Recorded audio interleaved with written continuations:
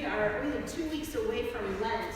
So now is a good time to prepare for Lent, actually, to think about how we can join Jesus in his journey toward Jerusalem as he embodies love on the road of suffering for the sake of the world. Many people will consider taking up fasting for Lent. It is a way to deprive yourself of something that you might take for granted, maybe a meal or a particular food, in order to sharpen your spiritual focus.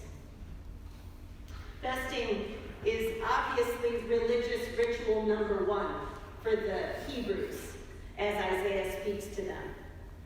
Fasting is what they think they need to do and do often in order to get God's attention. Maybe fast harder if God isn't answering your prayer. Maybe go around to your neighbor's house and see who forgot to fast that day and remind them to fast so that God pays attention to us. See, even as I started saying that, I could feel it in my chest, a kind of anxiety, like, we're doing our part, where's God? I'm practicing my religion. I'm doing the rituals you asked me. Don't you owe me? And there's a reason they're getting nervous about that. Like, are we doing it right? Is God paying attention? Because the Hebrews have been welcomed back into their old land after a long time of exile. Apparently they did it wrong before. And so if things are going so great right now, they have a reason to be worried. They are wondering why it is that their progress of rebuilding the temple, their city, the walls around their city, why are these stalling? Why are our leaders fighting with each other so much? Why does everybody seem to be arguing and bickering? I think that we can relate to that as we look at our civic life. Why are our leaders arguing so much? Why can't anybody get along? Apparently, when you don't get along with someone, you just turn them into your enemy. And you get everybody else to be hateful and contemptuous to them. And that's how we do it, right? Because we're getting nervous. Because they're stalling our progress. Because we might go backward. We might lose. Don't we want to be a nation that wins? So that anxiety in us about a fear of losing, of going backwards. The Hebrews shared that when they went back into their land. We've got a half-built church, a half-built city, and half-built walls. Half-built walls. They want to secure God's favor so they can win. And that's a subtle shift I want us all to look at today, both in our personal lives and in our corporate, our civic life, is when we Christians, and I think we're culpable of this in our own lives and in the civic life, when we move from practicing our religious rituals, doing those things that we long to help us draw near to God, when we do those with openness and humility, with authenticity, it's a real apple. My fast is a real apple. I need something and I don't know how to provide it for myself, and so I'm going to go to God. We sing. We sing out of praise. Thank you so much for leading us this morning. You know what? What's standing in your way? I was prayed for this morning. What's distracting you? What can you clear out to be more authentic with what's really going on in your life with God? But I know that I am authenticity enemy number one. I am more often anxious, and the anxiety makes me want to control things. It makes me want to say, well, I guess I should do this better or harder. Maybe as Christians you felt this. Do I have to pray right more often? Do I have to sing louder or harder? Do I have to fast more? What we're doing when we do that is we're using our religion as a strategy to save ourselves. I'm not the only one, right? That when we get nervous, we start thinking we've been abandoned and it's up to us. Why do you fast? Is what our prayer becomes. The complaint becomes a part of the liturgy we even bring into the church. Why do we fast but you don't see? Why humble ourselves but you don't notice? Well, it's because God has been noticing. That instead of an open practice of coming before God in authentic need, we've been getting anxious about those practices. I relate. I don't know how to pray for things I want sometimes and wait and depend on God. It feels too risky. It feels too vulnerable to wait. So I scurry over here and start doing stuff for myself. Start blaming it on the people around me. I start getting irritable with my neighbors. Mostly the neighbors who live with me. Who are family. My son's waiting at me right now. Yep, she does. Right? When we can't control the outcome of our religious rituals, our transactions with God, we're often like, fine, I'll pretend to keep praying, but I'm going to go fix it over here. When I used to live in a house that I owned, I would do little things like I'd rearrange the furniture. Because I just had to control something. I'd get up in the morning and I'd walk into Ava's room and say, like, why are there piles everywhere?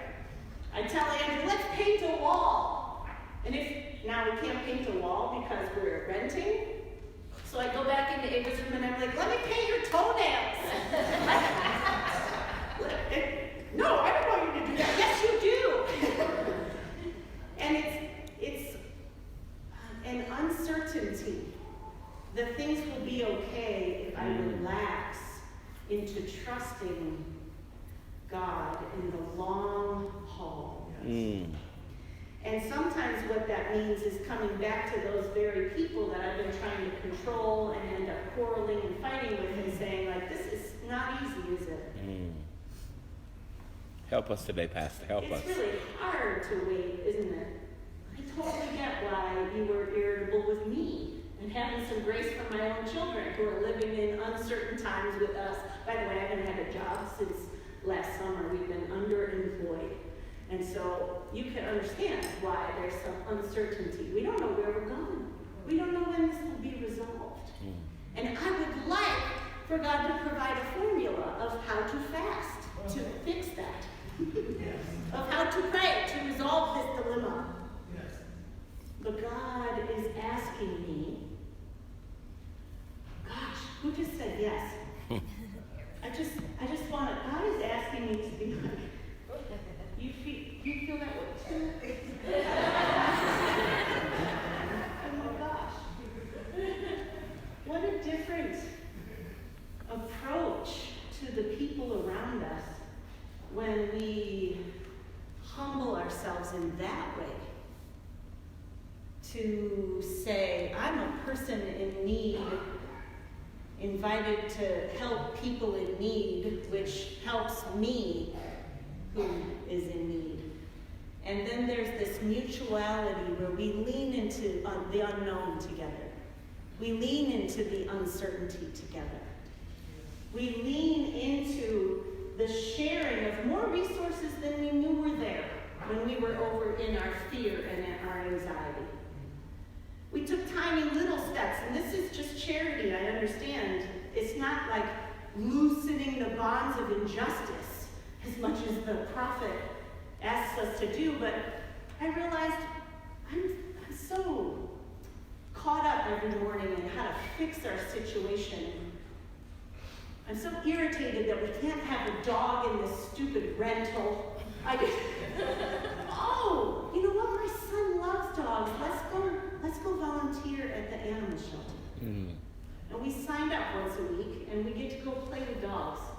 You know what good that does for your heart? You just get to be innocent. You can't control puppies. You just get to let them lick your face. And they restore your humanity. And as you do isn't that what God invites us to be? Come to me like little children. Can you trust this moment? Can you fully show up right here, right now? And not try to wring your conclusion out of this circumstance? Is this not the fast I choose? God says, to loose the bonds of injustice, to undo the thongs of the yoke, to let the oppressed go free. Crying out loud, Julie, stop waking up and oppressing your children. It's not their fault you don't know what's going to happen to your lives. Just enjoy them.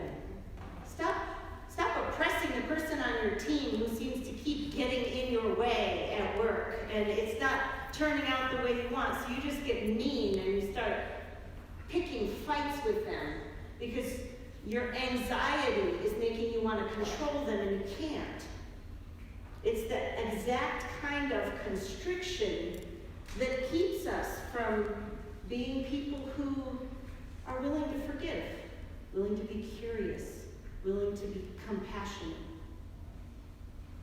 Is it not to share your bread with the hungry and bring the homeless poor into your house? When you see the naked, to cover them and not to hide yourself from your own kin? When you see the naked, to cover them and not to hide yourself from your own kin? One of the little kids up here said, what's it like when you're authentic? It's like you don't have a mask on. God is saying to the people right there, really stealthily, like, you got too much clothes on your body. You're hiding yourself from your own kin. You're not being real with them. You keep trying to be the person who saves everything or fixes everything or comes out on top. What if you just took that off? Gave your extra to somebody and got a little more real about how the same you and that other person are. To really be seen. Then your light shall break forth like the dawn. Then you shall win? No. Then your light shall break forth like the dawn, and your healing, your own healing. When I sat down next to you guys, like it's just the connection heals. Shall spring up quickly. Your vindicator, the one who is working on your behalf, shall go before you. The glory of the Lord shall be your rear guard. Then you shall call on the Lord, and the Lord will answer. You will cry for help, and he will say, here I am. Why? Is God up there watching us perform our religious rituals in some kind of theater that God bought tickets for? No. God is right between you two in the pew. God is in you. I could say, I'm calling on the Lord. Will you answer? And you could say, here I am. Here I am. Here I am. Didn't Jesus say, whenever you give someone a cup of cold water, you're giving it to me? Here I am. Here I am. Now, I promise, CJ, I'm not telling people not to sing or pray or fast, but to notice more quickly when it is that we carry anxiety in us about these uncertain times, and it's almost like we kink the hose of those religious rituals. We keep trying to shove stuff up into the hose, and it's not getting to God. And God is inviting us to relax, unkink, go where our neighbors are, go where the needs are, go where we can express compassion, a meal to a friend, to pause in the hallway in the middle of a chaotic high school passing period and just stop and say hi to somebody who looks lonely. That lifts the yoke. That's where God is. So I wonder, as I close, what they had been doing is not really fasting at all. They were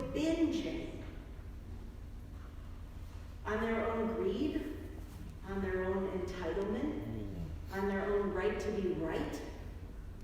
They were binging on their own belief that they could save themselves. But they were starving themselves of connection, compassion, solidarity, where it is that Jesus is among us. So I think as you and I both look at Lent, I want to ask myself, what am I binging on in order to save myself right now? What am I not seeing is getting in the way? What's it causing me to be deprived of, really? So, for instance, I'm on camera, aren't I?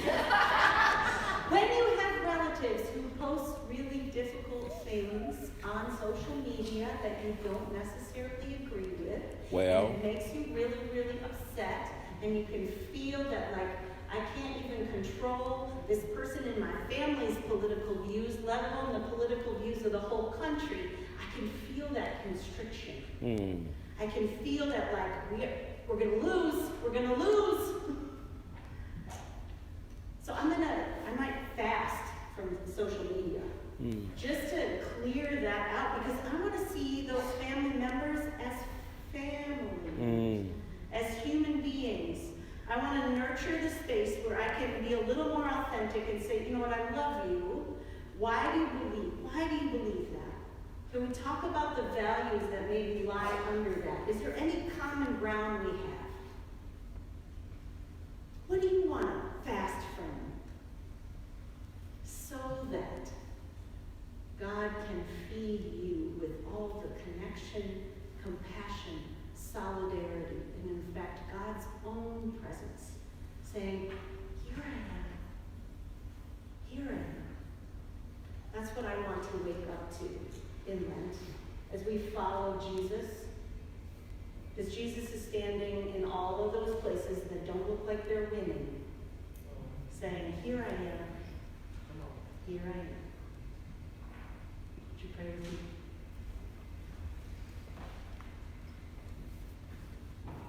We have so much more of you that we could experience, dear Lord, dear Jesus, Holy Spirit. Help me get out of my own way.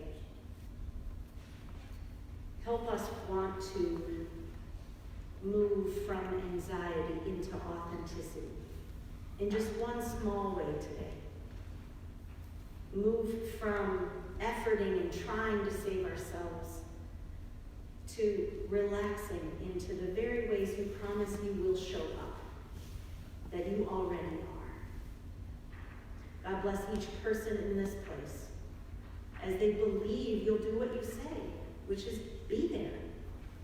Here I am. In your name we pray.